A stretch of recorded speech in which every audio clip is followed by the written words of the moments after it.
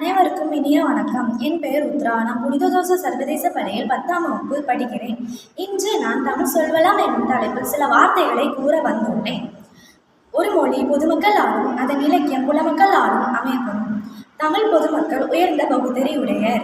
எத்தனையோ ஆராய்ச்சி நடந்து வரும் இக்காலத்திலும் எத்தனையோ மொழிகளில் இன்று கடல் கொண்ட ஆங்கில மொழியிலும் நூல்களிலும் இலையை குறிக்க லீஃப் என ஒரே சொல் உள்ளது.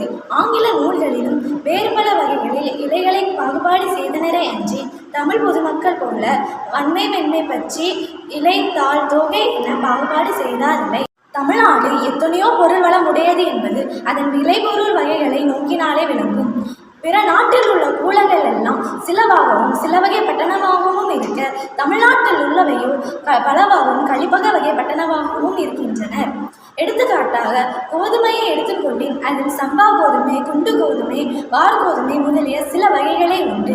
ஆனால் தமிழ்நாட்டு நெல்லிலோ செந்நெல், வெண்ணெல், கார்நெல் என்றும் சம்பா மட்டை கார் என்றும் பல வகைகள் இருப்பதுடன் அதற்றில் சம்பாவில் மட்டும் குண்டச் சம்பா, ஆவிரப்பூ சம்பா, ஆனைக்கொம்பன் சம்பா, குதிரவாளி சம்பா முதலிய 60 உள்வகைகள் உள்ளன.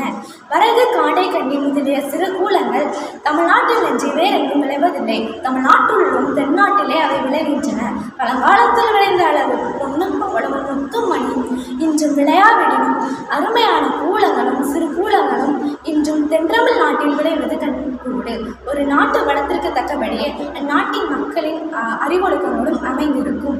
நாட்டின் தனிப்பெரும் வளத்தினாலேயே பண்டைய தமிழர்கள் தனிப்பெரும் நாகரிகத்தை உடையவராக இருக்கின்றனர். நன்றி, வணக்கம்.